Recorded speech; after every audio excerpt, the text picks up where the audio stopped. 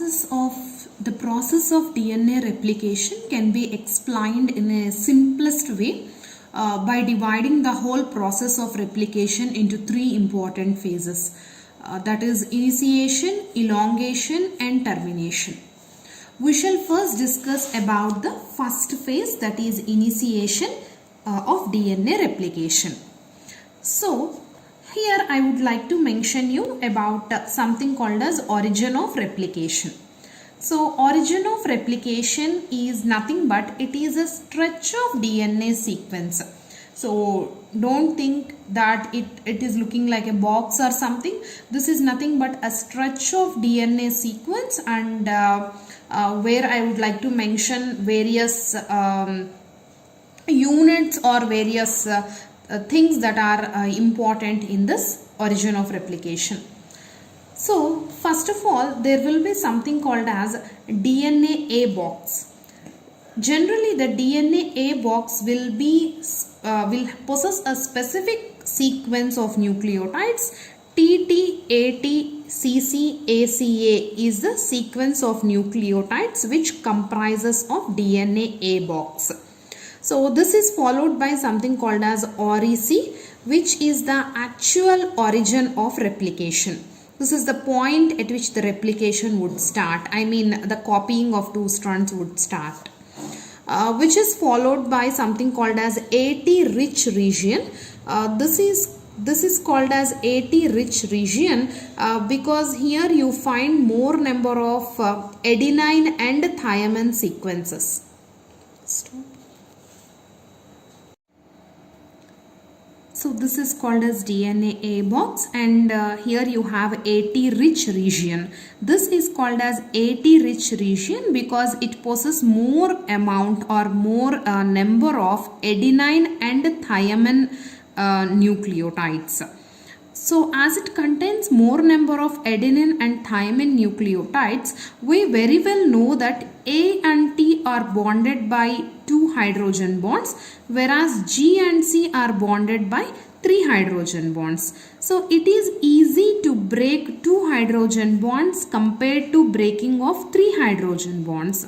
So here we have AT rich region, means most of them will have a double hydrogen bonds, double bond between them, so that initially to melt this region it will be very easy for the enzymes. To discuss more about the initiation part, it is required to introduce you about 3 important proteins: DNA A protein, DNA B protein and DNA C protein. First of all, the DNA A protein is the one which recognizes DNA A box, and hence this box is referred as DNA A box because DNA A protein, or you can call it as enzyme, this comes and recognizes this sequence. It recognizes this particular sequence and it will bind at REC. What is it? DNA A protein. And then it binds at REC, and what it does is it is going to cleave the AT region. As I told you already, it contains more A and T nucleotides. So it breaks this enzyme DNA A protein. It tries to melt the hydrogen bonds between these A and T base pairs. Then what happens is DNA B, which has the role of helicase. Since we are talking or we are emphasizing about the replication in E. coli, the replication in E. coli will have, we name the enzymes in a different way. So the DNA B in E. coli replication will have the same function as the helicase which we have discussed previously. So this helicase enzyme will also, it can also bind with the REC, but it can bind with REC only with the help of DNA C protein. DNA C protein plays a primary role in allowing or in helping DNA B to bind at REC. DNA B is having the helicase activity, and DNA B will proceed like this, and it will melt the more number of nucleotides, the hydrogen bonds in its way. It moves like this, it moves through the double-stranded DNA, and it further, till here DNA A has melted the AT rich region, and the further melting of the double-stranded DNA is carried out by DNA B protein. Then, as we have discussed already, single cell binding proteins are important because helicase has separated the two strands of DNA. Now, to keep the two strands of DNA separated or to avoid re-annealing, you require single stranded binding proteins. Then comes the role of DNA gyrase, very important. So, say this is the replication bulb. The replication bulb is nothing but the stretch of the DNA sequence which is separated. And here we know further that you have the DNA which is wounded on the both sides. So when the replication bulb keep on extending, when you extend the replication bulb like this, you must have experienced many times when you extend this two threads, even if two threads are wound about each other, and when you try to open them in this way, there will be more amount of supercoiling. You can see that the number of supercoiling increases on either side. So this supercoiling has to be removed so that the replication bulb can proceed further, which is done by the enzyme DNA gyrase. DNA gyrase is a kind of type 2 topoisomerase. You will get more emphasis about topoisomerases when we really deal with topoisomerase enzyme. So these are the various events which are involved in DNA replication initiation. Pause. I just want to show you a figure from our textbook. So this is DNA A box. You will have many DNA A boxes, and about 10 to 12 molecules of DNA A. These are all the round ones. Comprise DNA A proteins. They will bind to the DNA A box like this, and then this is the origin of replication, that is REC. Then here is the AT rich region. So AT rich region is the one which is melted at first by DNA A protein. Then comes DNA B, the helicase, along with DNA C. So DNA C will help the DNA B to bind to the double-stranded DNA molecule. And now you can see this is the replication bubble. As the DNA B proceeds, the replication bulb has to be extended. Then comes DNA G, which is nothing but which has the role of primase. We have discussed about primase. So DNA G protein is the one that plays the role of primase enzyme, which synthesizes the primer. So you can see attachment of the primer here. And these are single stranded binding proteins. As I told, they coat around the single stranded DNA molecule so that they will inhibit the re-annealing. Yes, in the previous video you have seen the initiation of replication.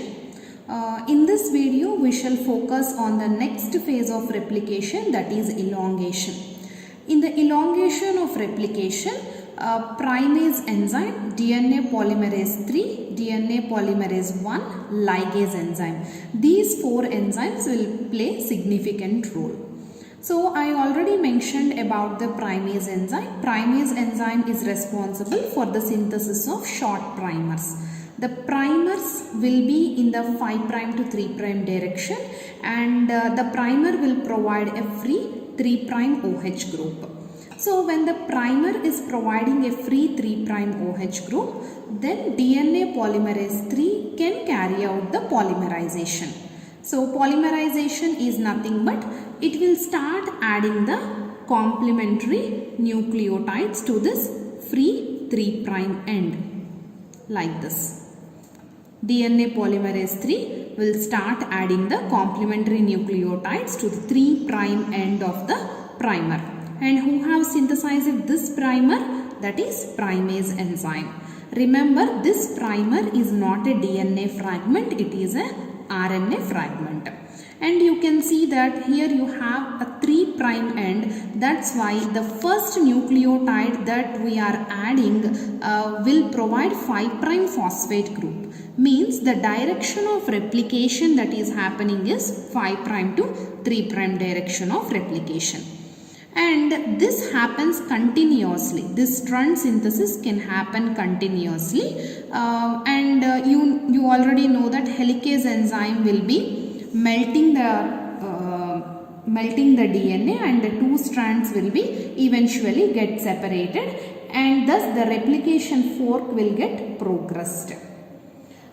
I will show the same in the next diagram anyway.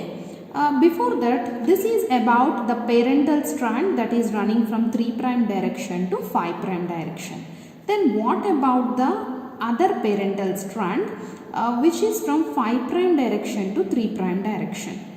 Here the primer will be synthesized at the replication fork, at the origin of the replication fork. So this is the point where the replication fork can extend, and here is the primer on 5 prime to 3 prime parental DNA strand. Because as we have the rule that primer should always provide the 3 prime free OH group. Now what happens? DNA polymerase 3 will start adding the nucleotides in this direction. Okay, but what happens when the replication fork extends? I will show you the same in the next diagram. As the helicase moves, the replication fork will get extended something like this. Means we have a primer here, this primer, and we have another primer here. I am talking about this primer. Now what the polymerase was doing? The polymerase on this strand can synthesize the new daughter strand continuously. But what about this? This is the primer, 5 prime to 3 prime direction. So here the polymerase can synthesize in this direction as we have mentioned previously. Okay. Now what about this portion? You have here the remaining of the parental strand. What about this portion? So another short primer will be synthesized here again, and again the DNA polymerase will start adding the nucleotides like this.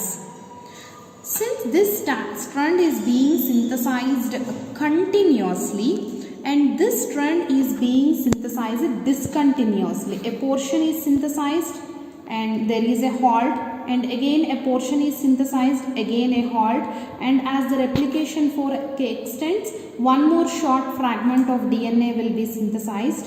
So in this way this strand is being synthesized discontinuously. Hence this kind of replication is also known as semi-discontinuous replication. One strand is continuous, another strand is discontinuous. Hence this replication is also named as semi-discontinuous replication. This kind of replication is also named as semi-conservative replication because here you have a double-stranded DNA molecule and this is again a double-stranded DNA molecule. When you observe this double-stranded DNA molecule, the green one is the parental DNA molecule and the red one is the newly synthesized or daughter DNA strand. So here you can see that this double-stranded DNA is a hybrid of one parental strand and one daughter strand. Hence this is called as semi-conservative mode of replication. So half is conserved, half is the parental strand, half is newly synthesized strand. Hence this is called as semi-conservative replication.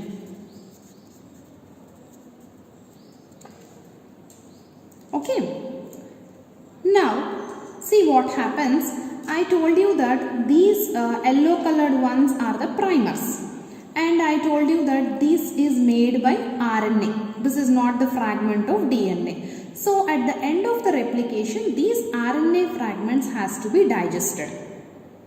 So that digestion is done by DNA polymerase 1. DNA polymerase 1 is the enzyme that can carry out editing function, and also it will fill the gaps by digesting the RNA fragment, that is the primer.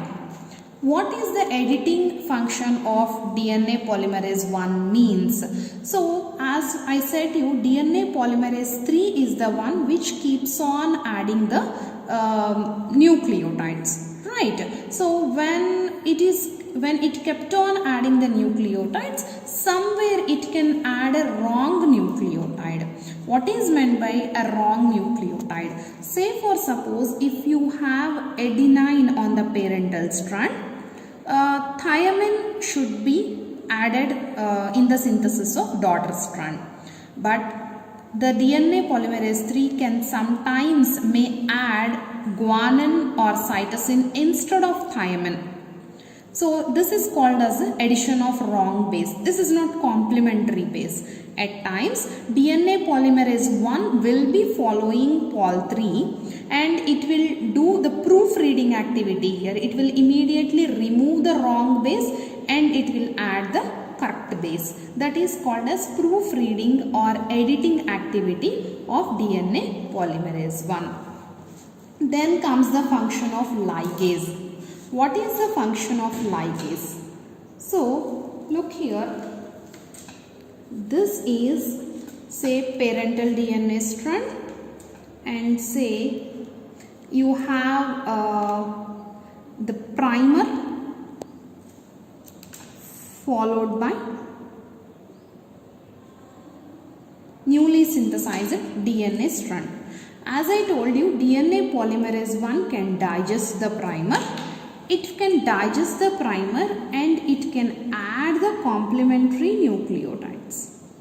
It can add the complementary nucleotides, but it cannot join 3' OH group and 5' monophosphate group.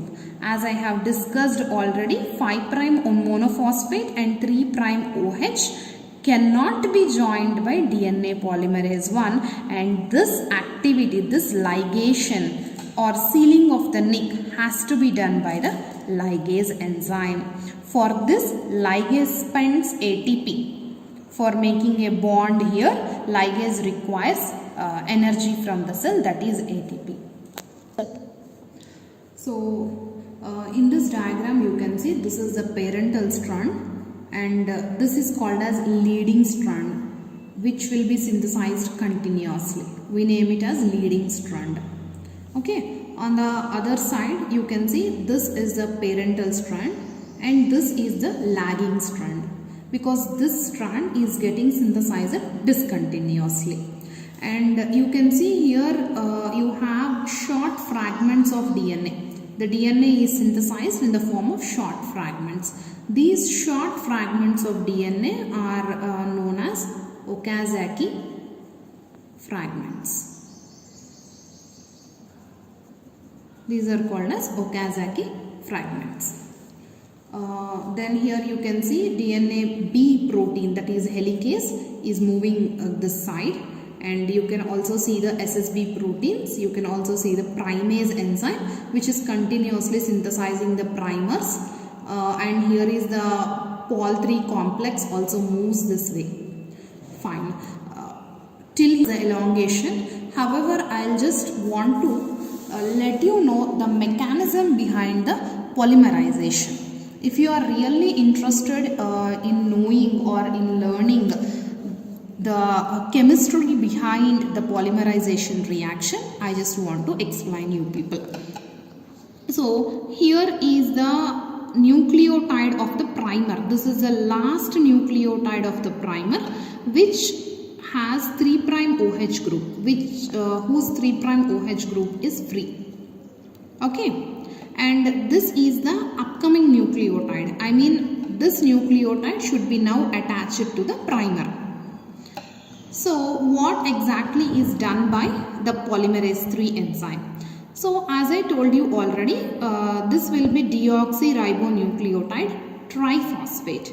So when you have 3 phosphates, why only triphosphates will be added by the polymerase enzyme? Why not the monophosphates? I'll give you the reason now. When you have 3 phosphates, you know that these oxygens are negatively charged. So when these two are negatively charged, okay, there can be repulsion between these two. And these two also. There can be repulsion between this negative charge and this negative charge. This can lead to weakening of this bond. When this bond is weakened, some amount of free energy will be released. And that free energy will be helpful in making a bond between 3' OH group and this phosphate. This is one mechanism. Another mechanism is that you know that here you will have the 3' OH group, and you also know that magnesium ions, Mg2 plus magnesium ions plays a key role.